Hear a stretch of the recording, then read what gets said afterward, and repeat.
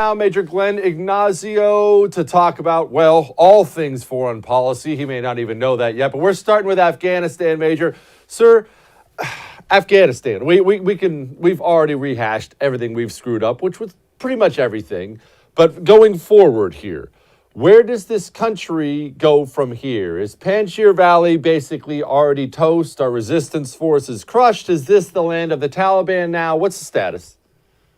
Yeah, actually, it's still chaotic. I mean, so the misinformation system is working really well with the Taliban. So they're doing that very big on social media and so forth. So the Panjshir Valley, there's still a resistance, but there's others like Pakistan helping the Taliban with some of the northern operations there. As far as the country itself and the politics, it's really interesting is you have these four, I think it's four that are on the top list of terrorists that are wanted, and they're supposedly heading up the government. So it's going to be really interesting what unfolds. But as far as the U.S. is concerned, if they're starting to address the Taliban as the actual government, does that mean that the embassy is going to start opening up again? I mean, you see China moving into Bagram. One of the reasons why we pulled out of there is a great opportunity for them to move in. So you're seeing a lot of these foreign entities like, China and Russia and others keeping their embassies open to take advantage of us pulling out. So as far as the U.S. engagement, it seems to be very remote. You see all the other countries going in.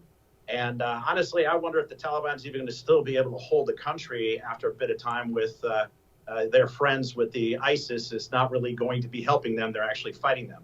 So it's chaos on the ground from, operations militarily and politically.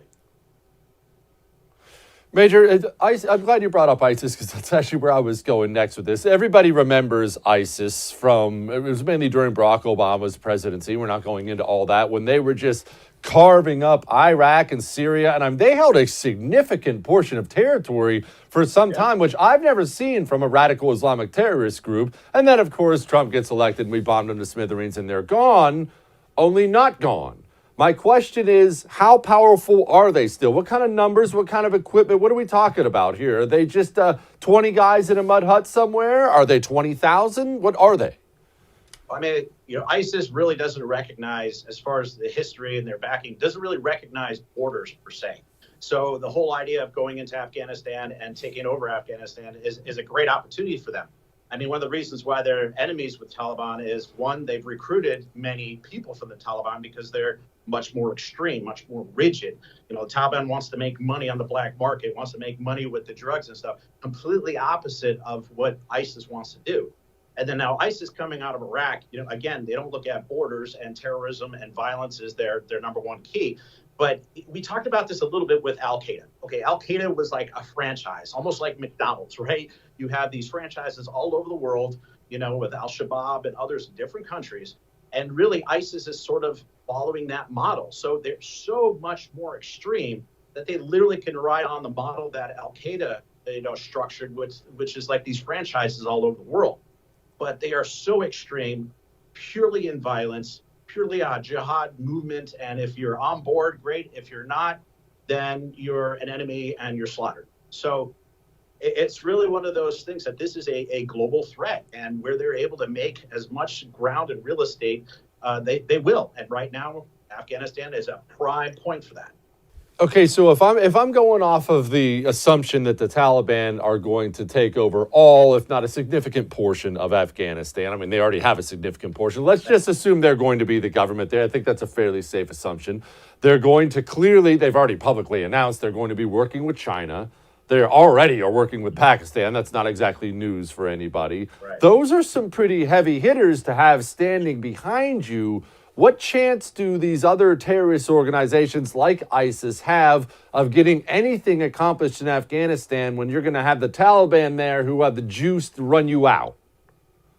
Right. Good point. So the Taliban, and one of the relations that's really good with them in Pakistan was, when Pakistan was fighting, the Indian country in Kashmir and so forth, the Taliban helped out Pakistan. So they've always had a close relation with ISI, which was the intelligence service in Pakistan when we were there. And of course, now with Pakistan as a nation. So the Taliban has that relationships, and of course Pakistan's helping with the fighting in the Northern Alliance against those people in the north. So the interesting part is, the Taliban, you have the educated individuals that are leading the government. They're using PR and public relations well, but you also have these thugs around the nation that are not very, they're practically illiterate. So these are sort of their pawns and their soldiers out there. So the Taliban is it's a very interesting organization because of, again, you have these educated individuals in the capital and these non-educated thugs out there. So you wonder how fractured they are as an organization themselves. Now, the interesting part with ISIS is that ISIS is definitely going to be able to use Afghanistan as a source of material and weapons and so forth. So think of all the weapons we left behind, all those explosives, all those 20,000 hand grenades and so forth. So ISIS really can either buy or procure by taking over different areas in the Taliban much of the hardware we left behind. So it's not just a threat of the Taliban using that, and the Taliban is really focused on Afghanistan. The biggest threat is ISIS getting some of that and using that as an international terrorist funding for their explosives and so forth. So that's the really scary part about ISIS, is being able to acquire some of that stuff that we left behind. They're a terror organization that doesn't recognize borders. So that's their mentality. And so if they can take over part of Afghanistan to operate, either get materials or to get weapons and so forth, they're going to. And they'll take that opportunity anywhere, regardless if it's Africa, Afghanistan, or anywhere else.